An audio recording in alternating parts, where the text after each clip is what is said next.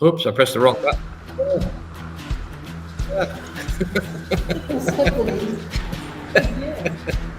I don't even know where that is. I just pressed the wrong button, so I don't know what went up then. Okay, so I'm in the office again, as you can see, with all the starry lights behind me, and we were just laughing. We just came back from a successful arrival of Neptune in really good conditions. No equipment got damaged. We didn't get wet. We're going to be able to go home and go to sleep. So we're in the office and haven't shown the office yet. Here's Ada getting the gallery up. Yeah, so say happy hello, to Ada. do the gallery Yes. instead of having dinner and partying with Yes, these and guys outside. this was dinner, right? And this is my tea. Maltesers, And this is my right? tea. Tea and coffee. Jack's over there asleep on her desk because she's sick and tired of being here because wants to go home. And then Jane is, I can't even see what you're seeing there, but I put Jane under the lights. There's can you see Jane down there? There's Jane looking red. I just got the finger. So anyway, this is our office. And did you see all that? Yeah, you can see the office there. And outside, there's literally thousands of people. We're right in the thick of it here, and Saturday night, so everyone's coming in to have a dinner and parties and all that sort of stuff. So there's lots of action in. I'll just turn this light off now. However, it goes off. There it goes off. Okay.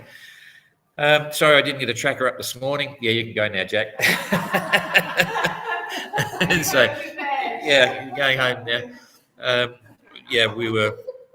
Yeah, sorry I didn't get the tracker up this morning, but I got 2 hours sleep last night, short the other night, and everyone was the same. We were all sort of trying to hang on. And so there was no way that was going to happen. We did the pontoon. You've probably seen the lives with L'Esprit de Keep and Triana. Geez, I'm starting to forget the boats already. And we're just now waiting for Evrika, which should be at 9 o'clock in the morning, but I'll go through that and give you the ETA shortly. So, yeah, it's been a busy time. So we're here at 9 o'clock in the morning if you're in Europe and 9 o'clock at night if you're in New Zealand. Some of our banners have arrived, so we've got that up. The merchandise is in the container, so people are buying T-shirts. See you, Jack. Yes. Oh, there's Georgie. She stuck her head in. There's Georgie. She stuck her head in there. We're live on the tracker, you see. So, yeah. Oh, the boat nearly sunk today. Have we told the club yet? No. We better not say anything. Shh. Oh, boy. There'll be a few people at the club wondering what that was about. But anyway, it was only the little boat. It's fine. Yeah, it's been a busy few days, and it rolls on, but we'll have all the boats in soon, which is fantastic. They've all got plenty of time to have a good holiday and get everything serviced and so on. Been very busy on the marina too. People talking about all sorts of stuff. One bit of news with sails. A few boats turned up with sail damage, and they want to take them off to get them repaired. And we don't allow that. All the repairs have to be done on board. We gave a dispensation for everyone in Cape Town to get their sail repairs done wherever they wanted. And we told them, build them strong because you won't get that chance again. We tend to think of the race as being like a non-stop round-the-world race for sails. So they need to build really strong sails, and they need to make sure those sails are strong enough to get around and sail the boat accordingly. Don't stress the sails and blow them up because it costs you. So now we've had to be put in a situation where, yes, if you had a new sail in the notice of race coming on board, there's a 24-hour time penalty, and we've now decided that anyone that has to send a sail to a sail loft to make major repairs will suffer a 12-hour time penalty. Some of the entrants are cracking up over that, so this is ridiculous, but it's a mindset thing, and there's rules in life and there's rules in sporting events. And our notice of race has been out for 4 years, and everyone's known that you can't set your sails to a sail loft to get them fixed. So it's part of a game plan, and some of the entrants are really happy because they've built strong sails and carrying extra sails. When you carry six spinnakers, you take a time penalty on your IRC rating, whereas the others who only take a couple of spinnakers and blow them up, they're in trouble. So it's part of the tactics, and it's a tactical game, all to do with sailing in a common sense way, a safe way, and also to save money so it doesn't get extreme. I've said this story many times already. In 1977, second edition of the Whitbread, when Connie van Richthoven in Flyer, he won that race, but he went through about 52 sails, and every sail cost a lot of money. He set off, I think, on the first leg with 25 sails on board, blew up lots of them, so ordered a heap more in Cape Town. By the time they got through to Auckland, a lot of those original good sales weren't good enough because they'd stretched. The material wasn't as good back then as it is now. So he just ordered all new sales and put all new sales on board, and it got really quite extreme. And that's a very simple reflection on money can actually help you to win the race. So to the entrants here that are starting to get a bit disappointed about the idea of a 12-hour time penalty for sending a sale to a sale loft, that's life. That's what the OGR is, and we'll maintain that. We have a few unique aspects to sales, and another one is that if you're using older sales, any sale older than 8 years old, you get a 50% credit on your sale count, because if you can only have 11 sales on your boat, if 2 of those sales are older than 8 years old, then you can have 12 sales on your boat. You get an extra one because 2 old sales represent 1 good sale, 1 new sale. So it's all about reusing things and being smart. So there's a few fun things going on here. But anyway, we want to know about what's the tracker. So let's get into that and we'll see what's happening here. That should have come up to there. There it is. And if I hit that again, I should pop up on the bottom. All right. So let's have a look at what's happening. So now we're starting to get the fleet home. There's only Evrika due in tomorrow morning, then Outlaw and Galliana with Secure, and White Shadow, who's been stuck in a hole. So we'll come back to that shortly. But before we get there, we'll head on over to Explorer and Sterner. Sterner's dipping deep south. Maybe she's got some weather routing advice from her team. It's a shorter distance, of course, and Explorer's still holding up there. There's 40 degrees south. Here's 50. This is the furious 50s down here, roaring 40s up here, and Explorer's about where we wanted her to be, somewhere 43 to 44. Sterner's a bit further down. So for the moment, Sterner is doing 7.7, and she's probably going down to miss this high coming. So 7.7, really quite fast, 184-mile day. Explorer is doing 9.1 and 195-mile day, so a little bit faster. And for the future weather coming across, let's watch this. The center of this high here. I think Explorer is going to be low enough down, but we'll just see what happens. Going through, it's still a good westerly wind. Yeah, Explorer is just enough. Yep, got a bit of breeze. Sterner's going to get a bit of a puff with that northwesterly. That's 2 days out, and then here comes the soft stuff, which is Sterner's going to get parked, and Explorer's going to be in a bit more of a mess. So maybe she does have to get down a little bit lower. Yeah, that's quite a bit of light stuff for a bit, so we might suggest they head down a bit. But anyway, no big storms. That's the main thing. That's the 21st. That's 5 days away. They'll be right over there then. So all looks good there. They're not reporting any issues at all, touch wood, but all is cool. Now, for the rest of the fleet, you've probably been seeing that White Shadow's been stuck in a huge hole, only did 95 miles in the last 24 hours, but at least they're sailing again now, and they should stay that way for the next day or two. 7.4 knots, and distance to the finish, 700 miles. So that's near enough for about 4 days or so, 4 or 5 days. That puts them in plenty of time for the party on the 23rd, so all is going well there.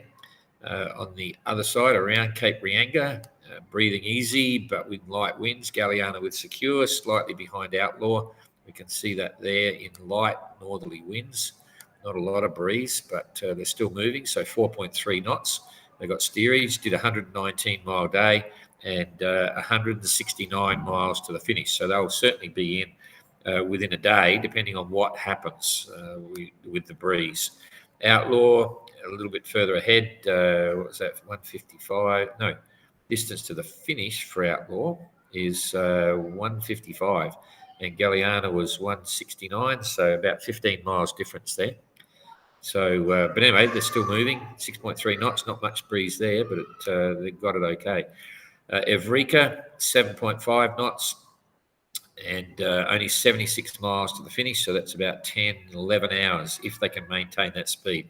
That's pretty quick because it's light. If they stay inside here, it's pretty light. So 10 to 11 hours, maybe, then you've got to tack into the harbour. So an estimate looks like, well, it'll depend on what's happening down in the harbour, looks like around about 9 o'clock tomorrow morning. In fact, that's what our official finisher came up with. They know the conditions really well. They're monitoring everything that's going on as well. So we'd expect to see Evrika in about 9, cross the line about 9. And by that time, Neptune will be finished with customs and quarantine and so on. So they'll be coming into the marina proper with the champagne, and Evrika will take their place on the quarantine dock. But customs and immigration could do that straight away then. It's a daylight hours thing, so they won't be there for long. They'll only be on that dock for an hour, and then they'll come across. So that's the way it's kind of looking, but we'll come back here and we'll just forget about White Shadow's weather for the moment. I'll go back and do that separately. Let's look at what it appears to be. So big hole there, light in the beginning, light all the way through, then a bit more breeze. So this is early hours of tomorrow morning. There's enough breeze, but it's still pretty light down by Auckland. You can see there, it's still very light there. So I don't think it's going to be a fast trip down the coast for Galiana and so on. They're 100 and something miles behind Evrika, 77. So an average of about 100 miles. So if Evrika gets in at 9 in the morning, then they might get, it looks like an early hours of the morning next day. So more loss of sleep. But we'll worry about that when we get further down. Certainly no storms, not a lot of tactics involved. It's just the wind is going to go light and iffy. Nothing like the wind that the first boats had coming through. Internet looks like it's gone slow, so I'll pull that back and we'll have a look at White Shadow now, see what they're likely to get and how quickly they can get across to Cape Reinga. They're a fair way out. They went through the middle route, and it's following breezes southwesterly, not super strong, but not too ghosting either. By the time they get here on the 17th, they should be up here with a bit of breeze, but it's not going to be fast. Yeah, not fast at all. So distance to Cape Reinga is distance to the Cape there is 500 miles. That's going to take them nearly 3 days probably. Yeah, it could be a 3-day run yet. So that'd be 16, 17, 18, 19, 20, 21. I think we'll see them in about the 21st, which is cool. They'll be happy with that. They get Christmas, New Year, parties, all that sort of thing. So that's to the 17th. So that's a day out. Come into the 18th. Oh, boy, there's a few. Yep, they're going to be just chuffing along like a cruising boat, I reckon. So, okay, that's there. Well, I don't want to put too much faith in the IRC rankings at the moment because there's some few times that we have to manually input to see what the final outcome might be in the middle of the fleet. Certainly Translated have got it. It's official. They've got IRC and line on us overall for the whole fleet. But this middle fleet here, we finally got Maiden back on track. They're showing, so Spirit of Helsinki, wow, they're in front of Maiden by literally 1 hour, one and a half hours or something. So Maiden at fourth. Then we come back to Galiana with Secure. They're running 44.23. Can they beat? No, they won't do it because they've got light winds. So it'll be highly unlikely that Galiana with Secure will oversail their rating in the next few days to the finish line. So I would say Maiden is Secure in fourth place. I think Penjuic, 44.23. Oh, boy. Okay, so there's only 2 hours there against Penjuic, and I would say that Penjuic will move ahead of Galiana by the time they get in. Penjuic was sailing with fast breezes, doing really well coming down the coast.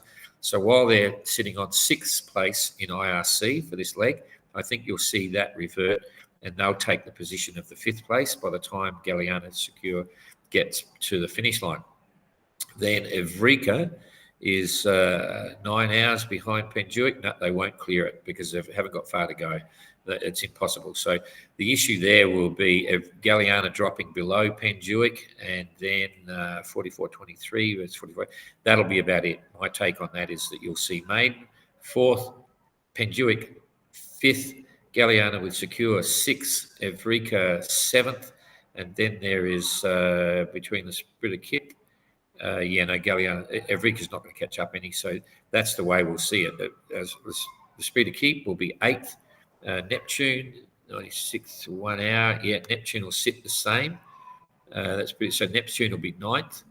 Then Outlaw. No, I doubt whether they'll pull it as well. So this is shaping up now to be about the way it's going to run out at the end. So let's wait and see.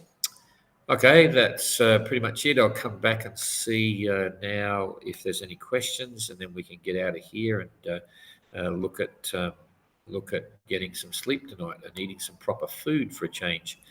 So there's only 28 people there. Only a couple of comments. They're caught by surprise, and it's Saturday morning there, so everyone's relaxing. Morning from May. G'day, Elizabeth and Robert. Hey, Don, what is the number next to the flag under the boat's name in IRC list? Okay, let me have a look here.